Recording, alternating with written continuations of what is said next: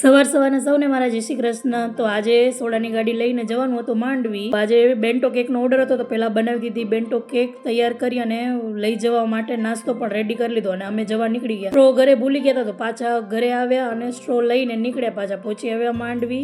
તો આપણા માંડવીમાં બધાનું સ્વાગત છે। તો અહીંયા આ દરિયાવાળો રસ્તો છે, જો કોઈને આવવું હોય તો દરિયાવાળા રસ્તે જ આપણી ગાડી ઊભી રહે છે, તો બધાએ મોસ્ટ વેલકમ છે। તો ચેતનને થોડાક સોડા ખાલી થઈ ગયા હતા, એ ભરવાના હતા તો એને ભરી દીધા અને વાગી ગયા છે 5। તો થોડીક પબ્લિક આવવાની ચાલુ થઈ ગઈ હતી અને હું અહીંયા બેઠી હતી, તો બોણી કરીને મસ્ત બેઠી હતી ત્યાં તો પબ્લિક આવવાની શરૂઆત થઈ ગઈ। ધીમે ગ્રાહક આવતા જતા હતા અને વાગી ગયા 6। થોડીક ભૂખ લાગી ગઈ, ગ્રાહક નહોતા તો નાસ્તો કરી લીધો।